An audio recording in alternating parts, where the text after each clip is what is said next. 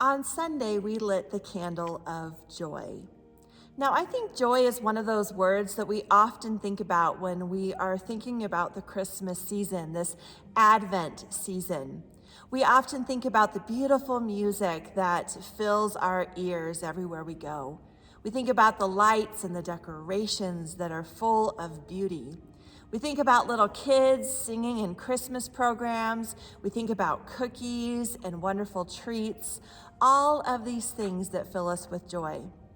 On Sunday, Noel had the kids hang these little bells to help us remember joy, the joy of being noisy and sharing that joy wherever we go.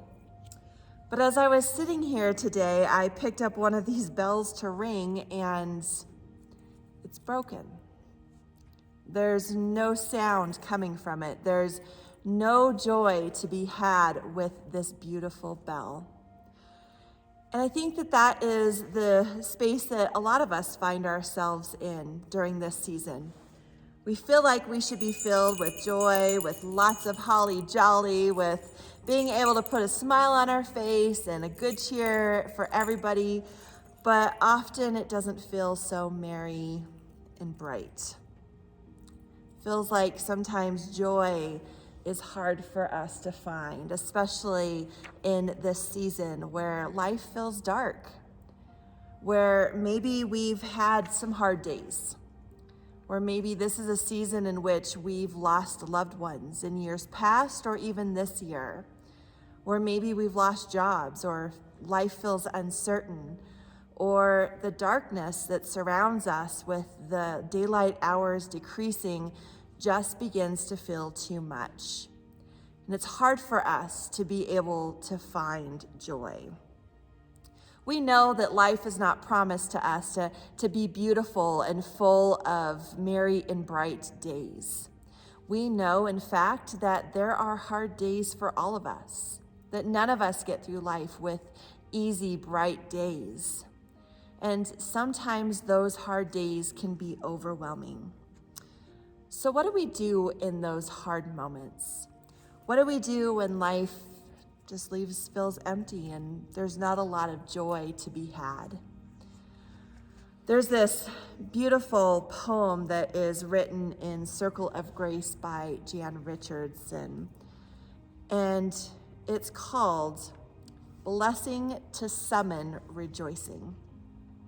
She writes, "When your weeping has watered the earth, when the storm has been long and the night and the season of your sorrowing, when you have seemed an exile from your life, lost in the far country, a long way from where your comfort lies, when the sound of splintering and fracture haunts you, when despair attends you, when lack, when trouble, when fear, when pain, when empty, when lonely, when too much of what depletes you and not enough of what restores and rests you, then let there be rejoicing.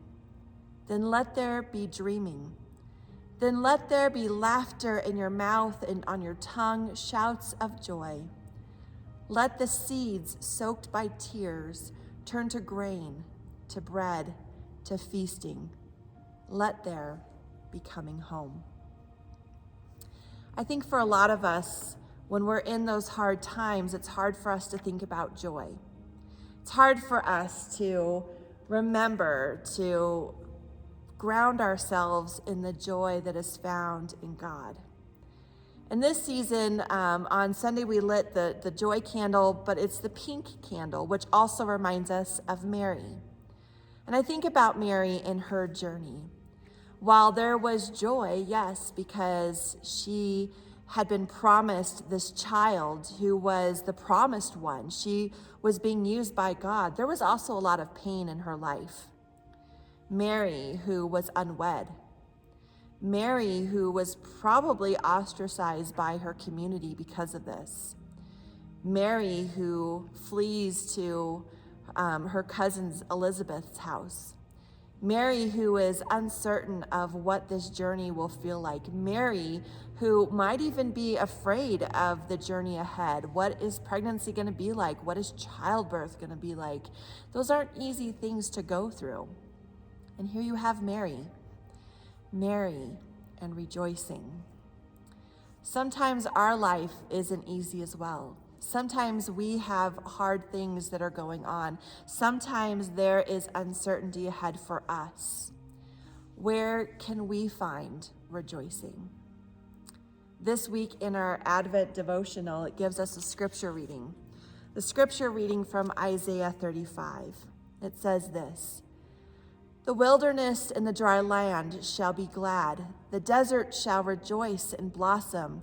Like the crocus, it shall blossom abundantly and rejoice with joy and singing.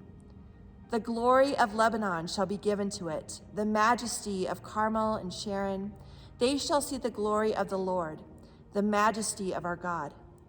Strengthen the weak hands and make firm the feeble knees. Say to those who are of a fearful heart, be strong. Do not fear. Here is your God. He will come with vengeance, with terrible recompense. He will come and save you. Then the eyes of the blind shall be opened, and the ears of the deaf unstopped. And the lame shall leap like a deer, and the tongue of the speechless sing for joy. For waters shall break forth in the wilderness, and streams in the desert. The burning sand shall become a pool, and the thirsty ground springs of water. The haunt of jackals shall become a swamp, and grass shall become reeds and rushes. A highway shall be there, and it shall be called the Holy Way. The unclean shall not travel on it, but it shall be for God's people. No traveler, not even fool, shall go astray. No lion shall be there, nor shall any ravenous beast come up on it. And they shall not be found there, but the redeemed shall walk there. And the ransomed of the Lord shall return and come to Zion with singing. Everlasting joy shall be upon their heads. They shall obtain joy and gladness, and sorrow and sighing shall flee away." The scripture starts off with this image of dryness and desert, and it says that there will be gladness and rejoicing in it. If you think about the desert, you often think of barren land, of sand that is blowing, of not a lot of vegetation. But if you look closely, you'll often see a cactus, and on that cactus is a bloom. Even though the environment around it is harsh and hard, there is life that is growing. There is beauty that is there. There is a place for joy and rejoicing. In our own lives, we might be experiencing desert times or wilderness times or dark times, but there is lights that are there. There are beautiful moments of water, of life-giving conversations with people. There is beauty even in the depths of the hard. We are a people of resurrection. And on Sunday at our Spark service, Pastor Laura shared about how when we come to the communion table, that we can not be too far away from Christmas and Easter. In fact, those two pieces go together, where we don't have this separation of them, but you have Christmas right there next to Easter, and that space in between.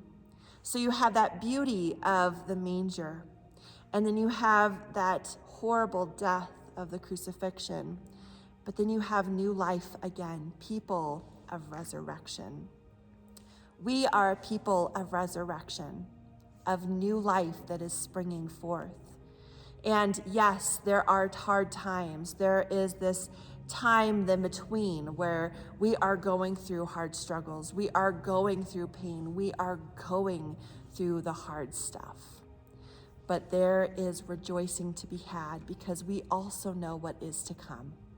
That death will no longer have the final word, that darkness has light within it and beauty that is there, that deserts spring up blossoms and water flows.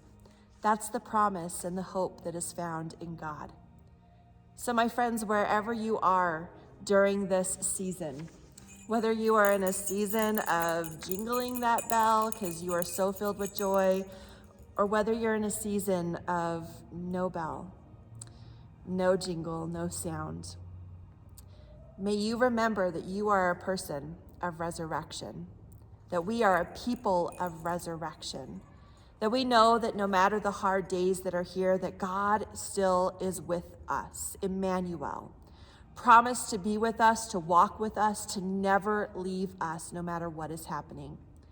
And may our eyes be opened into the ways in which God is with us, that we might be able to see glimpses of God's goodness and faithfulness in the conversations that we have, in the people that come alongside us, in quiet moments around lights of a Christmas tree, in worship at Blue Christmas, or everywhere in between.